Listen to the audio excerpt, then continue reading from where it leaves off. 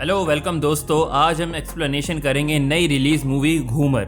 ये मूवी अगर आप एंड तक देखते हैं तो आपको समझ में आएगा कि विल पावर होता क्या है और आपकी आंखों से आंसू जरूर निकलेंगे।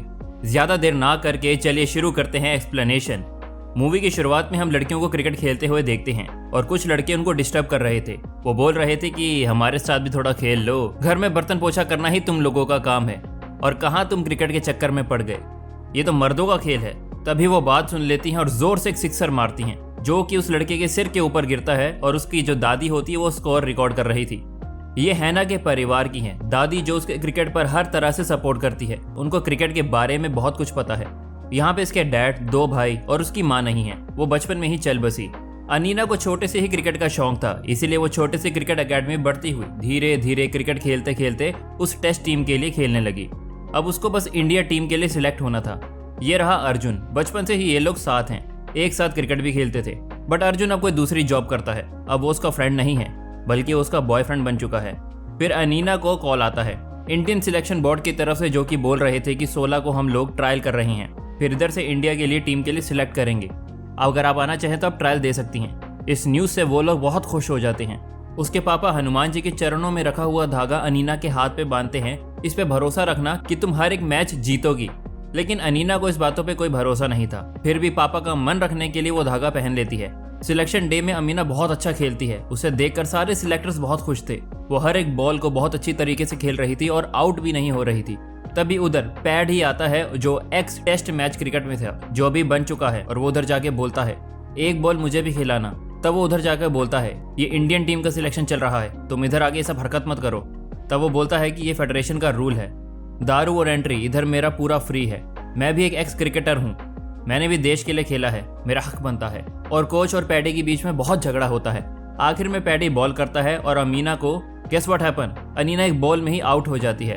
तो पैड उसे बोलता है फाइनेस्ट बैट्समैन ना, तुम्हें कोई आउट नहीं कर पा रहा, तुम घर जाके गिल्ली डंडा खेलो, तुम्हारी बस की बात नहीं है। क्रिकेट फिर से बाहर में जाके दारू पीने लगता है। एक्स क्रिकेटर जो था वो फिर से बाहर जाके दारू पीने लगता है। और ये रही नंदिनी दी, जो कि मेड कम पैडी की मुंह बोली बहन जैसी है। उसका हर एक काम करती है, उसकी उल्टियां साफ करती है, खाना बनाना, घर का साफ सफाई करना, यहाँ तक कि उसको ड्रिंक बनाकर भी यही देती है। सिलेक्शन बोर्ड में अमीना का सिलेक्शन हो जाता है। इंडियन टीम में वो लोग बहुत ज्यादा खुश होते हैं। वो लोग ऑस्ट्रेलिया जाने वाले थे। फिर एक दिन रात को फिर से फेडरेशन की फ्री की दारू पीने के लिए जाता है और उसको रोक दिया जाता है, ये बोल के इंडियन वुमेन टीम की सिलेक्शन हो गई है और उनके सेलिब्रेशन चल रहा है, आपका अंदर जाना सही नहीं रहेगा। पैड सर फिर भी पैडी अंदर चले जाते हैं और उधर उसको फिर से अनीना दिखती है और वो अनीना की फिर से बेइज्जती करता है। फेडरेशन से बोलता है अगर एंजॉय से लोगों को तुम ऑस्ट्रेलिया लेके गए तब फिर आ चुका है। इंडियन टीम में से अनीना उधर से रोते हुए निकल जाती है और जिनको कॉल करता है और उसका कोच पैडी को मुक्का मार देता है। अमीना अर्जुन को सब कुछ बताती है। अर्जुन बोलता है कि ये सारी बात भूल जाओ, सिलेक्शन बोर्ड ने तुम्हारा सिलेक्शन कर दिया है। वो बेवड़ा कुछ भी बोले, तुम्हें फर्क नहीं पड़ना चाहिए। फिर गाड़ी को साइड देने के लिए हाथ बाहर निकालती है और वो गाड़ी साइड ना देके गाड़ी ही चढ़ा देती है। फिर उधर से सीन शिफ्ट होता है हॉस्पिटल में, जिधर डॉक्टर उसके पापा को बोल रहे थे हड्डियां पूरी टूट चुकी हैं, हमारे पास सर्जरी करने के अलावा और कोई ऑप्शन नहीं है। फिर हम देखते हैं अनीना का दायां हाथ कट चुका है। वो देखकर वो अंदर से टूट चुकी थी, उसके साथ उसकी दादी भी।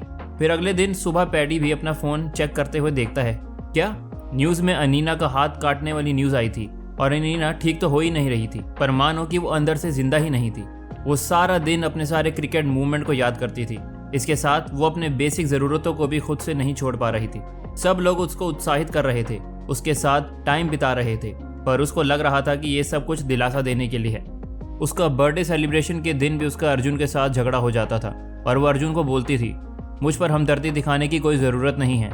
जब अपने कमरे में अकेले बैठकर रो रही थी तब गैस उधर कौन आता है। उधर पैडी आकर बोलता है कैसे मरोगी, फैन से लटक कर? ये नहीं, वहाँ से भी तो तुम बच सकती हो, इसकी भी तो गारंटी नहीं है।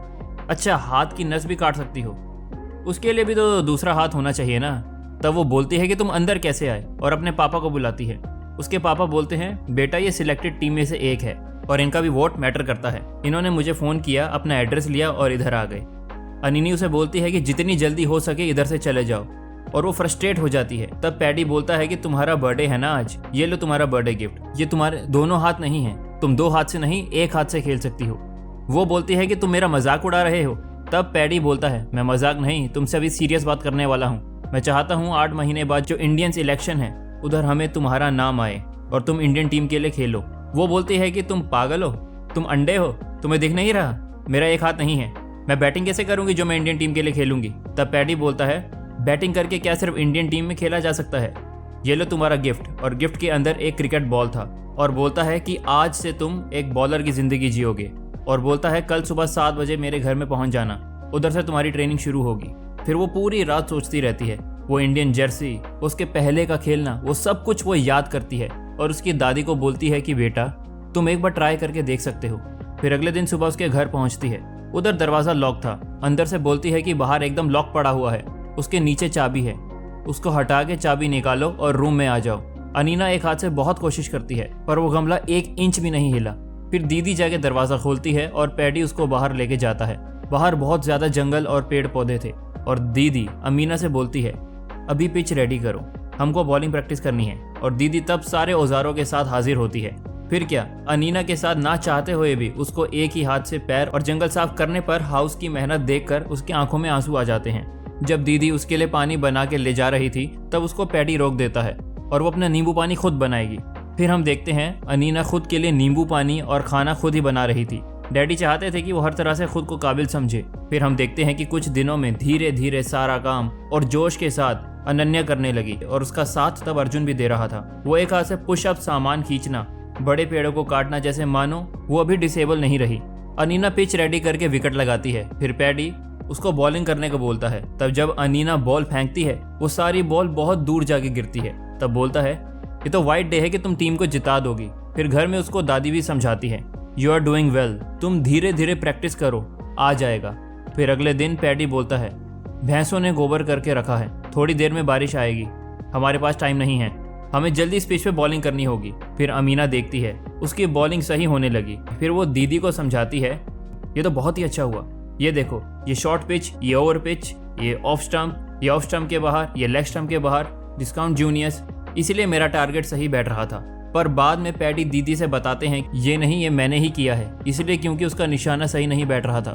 फिर दिवाली के दिन अनीना के घर वाले वो बहुत ही खुश हो जाते हैं। वो अर्जुन के साथ अच्छा खासा टाइम स्पेंड करती है। फिर वो घर जाता है हैप्पी दिवाली विश करने के लिए। तभी पैडी ड्रिंक्स कर रहे थे और बोलते हैं व्हाट इज हैप्पी, इधर हैप्पी क्या है, पिच पे आ जाओ, बॉलिंग करनी है। पैडी सर पिच पर जहां जहां लाइट मारते हैं उधर ही अमीना बॉल करती है और ये देख के अर्जुन और अमीना बहुत खुश होते हैं। वो बोलते हैं कि तुम तो इससे पहले बैटिंग करते थे, तुम क्या ऐसे बॉल को डिफेंड कर सकती हो।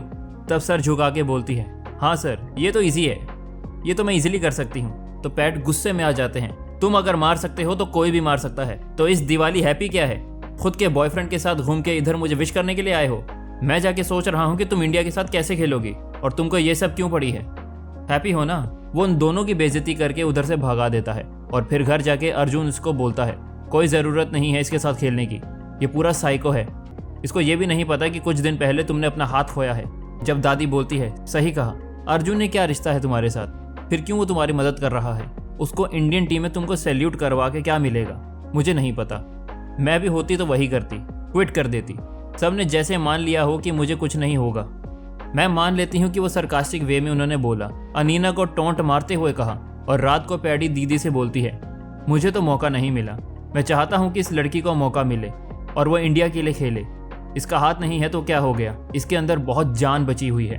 फिर हम देखते हैं अनीना 7 बजे वो घर आ चुकी थी तो पैडी उससे बोलता है धीरे धीरे तुमको स्पिन सीखना पड़ेगा, नहीं तो तुम एक आउट भी नहीं कर सकती हो। फिर धीरे धीरे पैडी उसको स्पिन सिखाता है। इसी के 771 ढाबे में भी वो भर्ती हो गई जहां वो घुमाते हुए रोटियां सेकती है।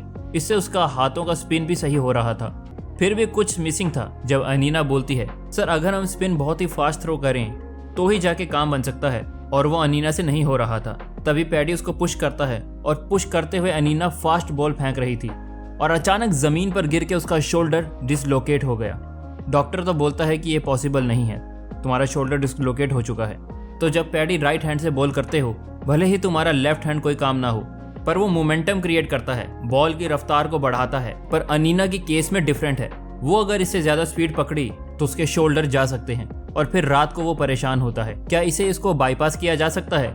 तो वो पैकेट में हाथ डालकर बार बार कोशिश कर रहा था एक हाथ से बॉल फेंकने की, तो इसी से नहीं आ रहा था।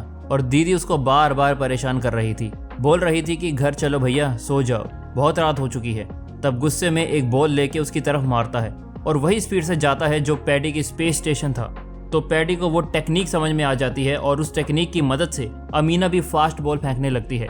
क्रिकेट टीम के सिलेक्शन प्रोसेस के दौरान गौरी के पास एक वीडियो आता है जो और किसी का नहीं, इंडिया का होता है, जो एक हाथ से बॉल कर रही थी और इसे देखकर सारे बोर्ड मेंबर शॉक हो जाते हैं। अनीना बॉल कर रही थी बट स्टैंडर्ड बॉलर की तरह। फिर कोच की सहमति के साथ पूरे बोर्ड मेंबर कोच के साथ डर जाते हैं। ऐसे टीम मेंबर इंडियन टीम में फिर वही ऐतिहासिक दिन जिस दिन मैच था और अनीना तक ग्राउंड और ऊपर कोच सिलेक्शन में उधर पैड भी खड़ा हुआ था और अनीना के पहले बॉल पे बैट्समैन 6 मारता है, दूसरी बॉल पे अमीना का वाइड होता है। तब कप्तान आके बोलता है तुम जिस लाइन में हो या लाइन रखो, कुछ करने की जरूरत नहीं है। फिर अनीना की तरफ से बैट्समैन की तरफ एक और बॉल आती है जो कि हवा में होती है। फिर हम देखते हैं कि अनीना दाहिना हाथ का मूवमेंट करती है, पूरी बॉडी को हिला रही थी, पूरी बॉडी से प्रेशर ले रही थी और ये तकनीक पैडी ने इन्वेंट किया था। और फिर क्या, एक के बाद एक बॉल जो इंग्लैंड के छक्के छुड़ा रहे थे, इससे पहले किसी ने नहीं देखा था। एक के बाद एक विकेट लेते जा रही थी और उसकी बॉलिंग खत्म नहीं हो रही थी। फिर क्या, इंडिया की बैटिंग थी। सब तो पहले बहुत अच्छा चल रहा था पर एक एक करके सब आउट होने लगे। लास्ट में सिर्फ अनीना ही बची थी। तब अपने कोच से पूछती है, सर अब मैं क्या करूं, मेरा तो एक हाथ भी नहीं है, मैं बैटिंग कैसे करूं। तब कोच बोलता है, मैजिक के बारे में सुना है। बोलती है, अभी प्रैक्टिकल सर, अभी प्रैक्टिकल, सीरियस मैच चल रहा है, अभी मैजिक वगैरह तो मत घुसाओ। वैसे भी मैं इन सारी चीज़ों में नहीं मानती। तो वो धागा निकालता है जो कि अमीना के पापा ने उसे दिया था। फिर बोलता है, उस दिन जब तुम भी निकले थे, मैं भी मार खाने के बाद बाहर निकला था। मैंने बहुत दारू पी हुई थी।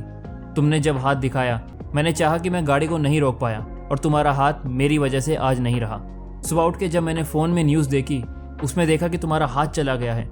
मैं तुमसे मिलने के लिए आ रहा था, तब मुझे वो धागा मिला जो कि तुम्हारे हाथ पर बंधा हुआ था।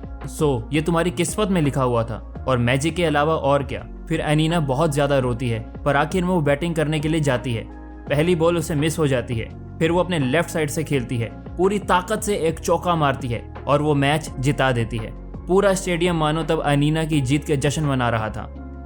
ऐसी यूनिक विल पावर की कहानी अगर आपको पसंद आई तो वीडियो को लाइक ज़रूर करना, चैनल को सब्सक्राइब करें, सेक्शन में बताना कि आपको ओपिनियन क्या है।